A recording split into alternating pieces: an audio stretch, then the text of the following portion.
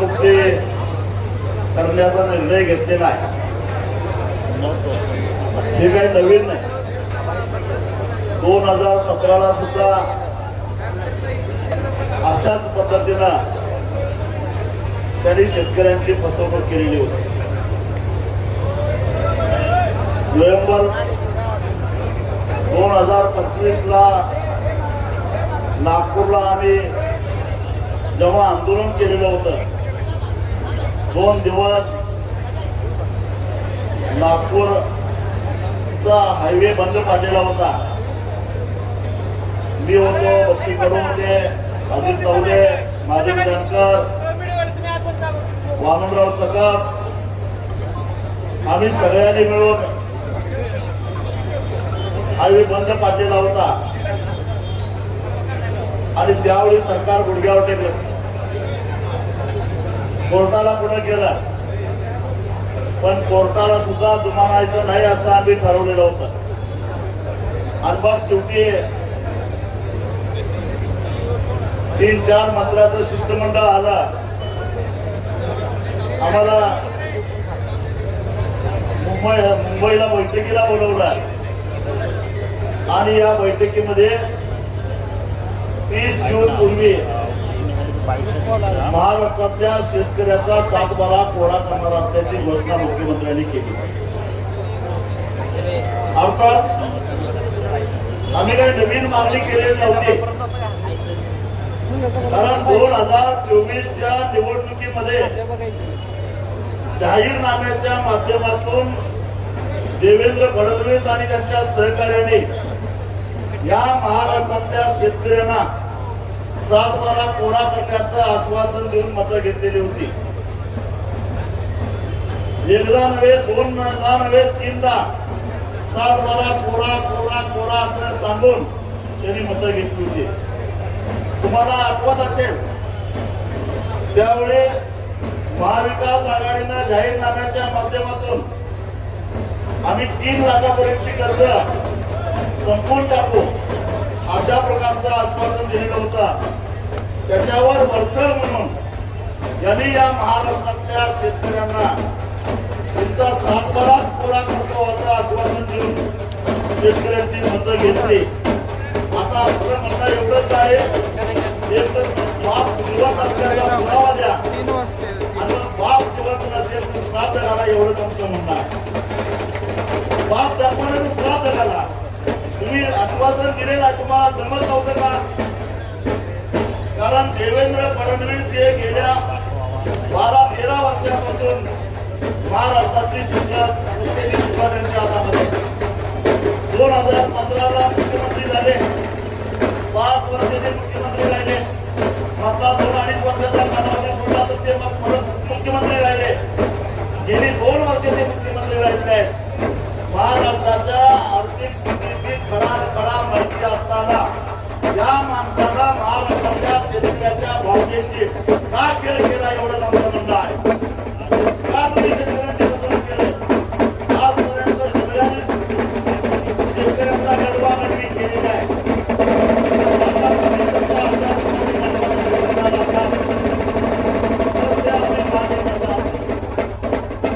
आणि या महाराष्ट्रातला शेतकरी कसा सहन करणार? नोव्हेंबरचं आंदोलन हे तारखेसाठी होतं. त्यामुळे हातापाया पडून तुम्ही 30 जून पर्यंतची मुदत मागून घेतली. आता या 30 जूनच्या आत जर का तुमचा 7/12 कोरा झाला नाही तर या महाराष्ट्रातला शेतकरी देवेंद्र फडणवीस, एकनाथ शिंदे तुम्हाला माफ करणार नाही, हा इशारा द्यायला मी या ठिकाणी आलो आहे. खरं तर ज्या काय अटी शर्ती घातल्या त्या अटी शर्ती काढून टाका. ही मागणी घेऊन आमदार रोहितदादा पवार या ठिकाणी आमरण उपोषणाला बसले आहेत. हे उपोषण केवळ राष्ट्रवादी काँग्रेसचं नाही, रोहितदादा पवारांचं नाही, हे उपोषण प्रातिनिधिक स्वरूपात महाराष्ट्रातल्या शेतकऱ्यांचं हे लक्षात ठेवा. तुम्ही असं याला राजकीय रंग देऊन नामानिराळ राहू नका. आमचे बच्चू कडू कुठेही असले तरी त्यांना सुद्धा या उपोषणाचं आणि या मागणीचं समर्थन करावंच लागेल, कारण यासाठी आम्ही आंदोलन केलेलं होतं. या त्यासाठी महाराष्ट्रातला शेतकरी एकवटलेला होता आणि त्यामुळं भाई जयंत पाटील या ठिकाणी आले आहेत, अनेक महाराष्ट्रातले नेते मंडळी इथे आले आहेत, अजून येणार आहेत। या व्यासपीठाच्या निमित्तानं, या मंचाच्या निमित्तानं महाराष्ट्रातल्या सगळ्या वर्गातला, सगळ्या भागातला, सगळ्या विभागातला शेतकरी एकवटाला आलेला आहे। मग तो कोकणातला शेतकरी असेल, पश्चिम महाराष्ट्रातला शेतकरी असेल, उत्तर महाराष्ट्रातला शेतकरी असेल, मराठवाड्यातला शेतकरी असेल किंवा विदर्भातला शेतकरी असेल, पूर्व विदर्भाचा असो किंवा पश्चिम विदर्भाचा असो, सगळ्यांची एका सुरामध्ये मागणी आहे की आमचा सातबारा हा कोरा झाला पाहिजे। अरे आता याला पुराव्याची गरजच काय? तुमच्या दळबदरी धोरणामुळे महाराष्ट्रातल्या शेतकऱ्याचा सातबारा कर्जानं भरलेला आहे। तुम्ही कांद्याची वाट लावली, तुम्ही ऊस उत्पादकाची वाट लावली, साखरेच्या निर्यातीवर बंदी घालून, तुम्ही सोयाबीनची वाट लावली, तुम्ही कापसाची वाट लावली, तुम्ही भाजीपाल्याची वाट लावली, तुम्ही धानाची वाट लावली, कुठलं एक क्षेत्र शिल्लक ठेवलं नाही। आणि हे कमी होतं म्हणून की काय, तुम्ही रासायनिक खतावरच्या किमती वाढवल्या, त्याच्यावरची सबसिडी कमी केली आणि आज माझ्या शेतकऱ्याला तुम्ही खत घेण्यासाठी रांगेत उभा केला, त्याला खतासाठी त्याला रांगेत उभा केला, त्याला मोबाईल घेऊन यायला लावला। अरे तुमचा सर्व्हर कधी चालू असतो का बघा जरा, तो कायम डाऊन झालेला असतो। त्यानं खत नोंदणी कधी करायची, घ्यायचं कधी? आणि 80-85 वर्षाच्या म्हाताऱ्याच्या नावावर सातबारा असतो, त्याला कसं ते ऑनलाईन करायचं, ते कसं त्याचा पास द्यायचा, या कुठल्याही प्रश्नाचं उत्तर यांच्याकडे नाही। त्यांचा हेतू एवढाच की अशा पद्धतीने अडथळे आणल्यानंतर शेतकऱ्याचा खत खरेदी करण्याचं प्रमाण कमी व्हावा आणि आपला सबसिडीवरचा खर्च कमी व्हावा, हा दुष्ट हेतू यांचा आहे। अशा या आमच्या धोरणामुळं महाराष्ट्राची आणि देशाची अवस्था श्रीलंकेसारखी झाल्याशिवाय राहणार नाही। या लोकांनी शेती व्यवसायाची फार वाट लावून ठेवलेली आहे आणि उरलेली शेती आता शक्तीपीठ महामार्गासाठी मागून घ्यायला लागलेली आहे। त्यांना लाज वाटलं पाहिजे। वर काय म्हणायचं, महाराष्ट्राची आर्थिक स्थिती चांगली नाही। अरे 12-13 वर्षापासून राज्य तुमच्याच हातात आहे, मग चांगली नसेल तर जबाबदार तुम्हीच आहात। त्याला या महाराष्ट्रातला शेतकरी जबाबदार नाही, त्याला या महाराष्ट्रातला सामान्य माणूस जबाबदार नाही। तुम्ही जे जे कर लावले ते या महाराष्ट्रातल्या लोकांनी इमानदारीने दिले, तुम्ही जे काय धोरणं राबवली त्याला जनतेनं मान्यता दिली आणि मग तिजोरी लुटायचं काम कोणी केलं असेल तर ते तुम्ही केलेलं आहे।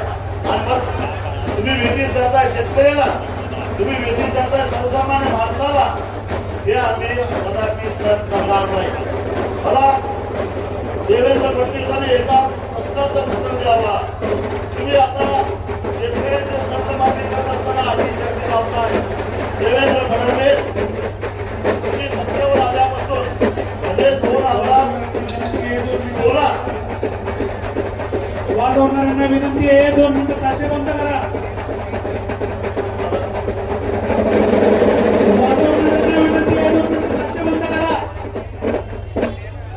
2016 ते 2026 या काळामध्ये महाराष्ट्रामध्ये एनसीएलटीकडे गेलेली एकूण थकीत बँकांची जी काही प्रकरण आहेत त्याचे कर्जाची बेरीज आहे 40,943 नाही 40,943 कंपन्यांची प्रकरणं एनसीएलटीकडे गेली आणि या थकीत कर्जाचा आकडा होता 13 लाख कोटी रुपयाचा। ते कर्ज तुम्ही 4,32,000 कोटी रुपये घेऊन मिळवला, म्हणजे 13 लाख कोटी रुपयाची कर्ज तुम्ही वन टाइम सेटलमेंट करून किंवा राईट अप करून गेल्या 10 वर्षामध्ये जर का 4,32,000 कोटी रुपये मध्ये मिटवलेले असेल एनसीएलटीच्या माध्यमातून, त्यावेळी तुमचे निकष कुठे गेले होते? त्यावेळी तुमचे नियम कुठे गेले होते? त्यावेळी तुमची आर्थिक शिस्त कुठे गेली होती? आणि उन्हातानामध्ये राबणारा माझा शेतकरी, तुम्ही दर पाडल्यामुळे, तुम्ही कांद्याचे भाव पाडले, तुम्ही सोयाबीनचे भाव पाडले, तुम्ही कापसाचे भाव पाडले, तुम्ही साखरेच्या निर्यातीवर बंदी करून ऊसाचे भाव पाडले, तुम्ही सगळ्या शेतीमालाचे भाव पाडले आणि त्यामुळं काढलेलं कर्ज फेडता न आल्यामुळं कर्जबाजारी झालेल्या शेतकऱ्याला तुम्ही नियम अटी लावताय आणि लाज वाटली पाहिजे तुम्हाला. आणि त्यामुळं जर जो न्याय या कर्ज बुडवणाऱ्या कंपन्यांच्या बाबतीत एनसीएलटीनं लावला, तोच न्याय या महाराष्ट्रातल्या शेतकऱ्याला लावला पाहिजे. कुठले आले 2 लाखापर्यंतची कर्ज, जेवढा कर्ज शेतकऱ्यांनी काढलंय या 2 लाखाच्या मर्यादेमध्ये माझा द्राक्ष उत्पादक शेतकरी बसत नाही. या 2 लाखाच्या मर्यादेमध्ये माझा डाळिंब उत्पादक शेतकरी बसत नाही. या 2 लाखाच्या मर्यादेमध्ये माझा poly house, green house, shade take करणारा शेतकरी बसत नाही. आणि मग यांना काय वाऱ्यावर सोडायचं काय? अरे लॉकडाऊन मध्ये सगळी बाजारपेठ थांबली होती, त्यावेळी या शेतकऱ्यांनी तुम्हाला जगवला. त्याच्या उपकाराची परतफेड तुम्ही असे नियम आणि अटी लावून करता. त्यावेळी तुम्ही उद्योजकांना, व्यापाऱ्यांना व्याजात कपात करून, व्याजात सवलती देऊन त्यांना मदत केली. शेतकऱ्याला तुम्ही मदत काय केली? अहो, फुल शेती करणारा माझा शेतकरी अक्षरशः ग्रीन हाऊस ओस पडले. परदेशामध्ये फुलं निर्यात करणाऱ्या शेतकऱ्याचा वाटोळा झाला, तुम्हाला दया आली नाही. हे सारे प्रश्न जेव्हा निर्माण झालेले होते देवेंद्र फडणवीस, त्यावेळी तुम्ही काय करत होता? समृद्धी महामार्गाचा खर्च 49,247 कोटी होता, तो 61,000 कोटीवर गेला. तुम्ही आणि एकनाथ शिंदेनी चांगला हात मारून घेतला. एका आमदाराचा भाव तुम्ही 50 कोटी रुपयाचा काढला. त्यावेळी लाज वाटली नाही का? त्यावेळी तुम्हाला महाराष्ट्राच्या तिजोरीची चिंता वाटली नाही का? तुम्ही बुलेट ट्रेन 1 लाख कोटी रुपयाचा खर्च होता, 1,98,000 कोटी पर्यंत वाढवत नेला. त्या बुलेट ट्रेनची गरज होती का? तुम्हाला महाराष्ट्रातल्या शेतकऱ्याचा सातबारा करण्याच्या ऐवजी तुमच्याकडे बुलेट ट्रेन साठी पैसे आहेत, तुमच्याकडे समृद्धी महामार्गासाठी पैसे आहेत, तुमच्याकडे शक्तीपीठ महामार्गासाठी पैसे आहेत. जो शक्तीपीठ महामार्ग 40-42,000 कोटी रुपये पूर्ण व्हायला पाहिजे, तो आता तुम्ही 1,20,000 कोटी पर्यंत न्याला. अरे हे कशासाठी? तर 2029 ला पुन्हा आमदारांचे खासदारांचे घाऊक खरेदी विक्री करण्यासाठी यांना पैसे पाहिजे. तुम्ही स्वप्न बघताय महाराष्ट्राचं, देशाचा पंतप्रधान होण्याची. मी तर म्हणतो तुम्ही जागतिक पातळीवर जावा, परंतु आमचं वाटोळं करून जाऊ नका. एवढंच आमचे तुम्हाला हात जोडून विनंती आहे. आमचं वाटोळं करून तुम्ही दिल्लीतच काय, दिल्लीत सुद्धा फार काळ राज्य करू शकणार नाही. या महाराष्ट्रातल्या शेतकऱ्याच्या उलटा कुणी गेला, त्याला या शेतकऱ्यांना उलटा टाकल्याशिवाय सोडलेला नाही, हे लक्षात ठेवा. आणि त्यामुळे या सगळ्या अटी शर्ती काढा आणि कबूल केल्याप्रमाणे शेतकऱ्याचा 7-12 कोरा करा, एवढंच आमचं म्हणणं आहे. तुम्हीच कबूल केलेला आहे, तुम्ही स्वतःहून जाहीर केलेला आहे. आणि मग आता मागे हाता कशाला? मगाशी शैक्षणिक शिंदे साहेबांनी म्हटलं तसं काढा अजून 1 लाख कोटी रुपये कर्ज, नाही तर 10 लाख कोटीचं कर्ज करून ठेवलेलं आहे. अजून 1 लाख कोटी रुपयाचं कर्ज काढा, काय करायचं ते करा. परत शक्तीपीठ महामार्ग रद्द करा, बुलेट ट्रेन रद्द करा, नाहीतर विकून टाका बुलेट ट्रेन आणि महाराष्ट्रातल्या शेतकऱ्याचा 7-12 कोरा करा. काय गरज आहे बुलेट ट्रेनची? कोण चाललाय तिकडे गुजरातला? अरे गुजरातला पाणी पळवलं. गुजरातला आता हे सगळे ठेकेदार कोण आहेत? हे गुजरातचे सगळे ठेकेदार. शक्तीपीठ महामार्गाचा ठेकेदार असू दे, इथला समृद्धीचा ठेकेदार असू दे, सगळे ठेकेदार गुजरातचे, सगळे लुटारू गुजरातचे. आणि आम्ही काय करायचं? आम्ही नुसते कर्ज भरायचे. देवेंद्र फडणवीस, तुमच्यामध्ये जर हिंमत असेल तर समृद्धी महामार्गाचा जे काही डीपीआर आहे तो IIT रुड़कीकडनं तपासून घ्या. त्या जर संस्थेनं म्हटलं, कारण सरकारी संस्थेवर अजूनही आमचा विश्वास आहे. जरी न्यायालयावरचा विश्वास डळमळीत झालेला असला तरी काही तज्ञ संस्थेच्यावरचा अजूनही आमचा विश्वास डळमळीत आहे. तुमच्या हिंमत असेल तर तो डीपीआर बरोबर आहे, तो खर्च बरोबर आहे, हे दाखवून घ्या. मग तुमच्या शक्तीपीठाच्या बाबतीत आम्हाला विचार करता येईल. केवळ पैसा काढायचा आणि पुन्हा एकदा 2029च्या निवडणुकीमध्ये लोकप्रतिनिधींचा घाऊक बाजार करायचा, यासाठी तुम्ही असे खर्चिक प्रकल्प एका बाजूला राबवून चुकलेला आहे. आणि माझा ड्रीम प्रोजेक्ट म्हणून महाराष्ट्राला लुटा लागला असाल तर एक लक्षात ठेवा, या महाराष्ट्राला जे म्हणून लुटारू आले त्या सगळ्या लुटारूंना पळवून लावलेला आहे. तुम्हाला सुद्धा मुलाला पाय लावून पळून गेल्याशिवाय पर्याय राहणार नाही ही परिस्थिती आम्ही निर्माण करू. आणि त्यामुळं मी सरकारला इशारा देतो, काय असेल ते रोहित दादा बरोबर चर्चा करा.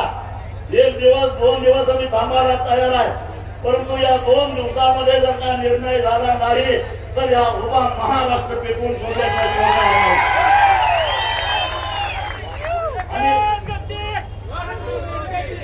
आणि आम्ही काय करतोय हे नागपूरला दाखवून दिलेलं आहे.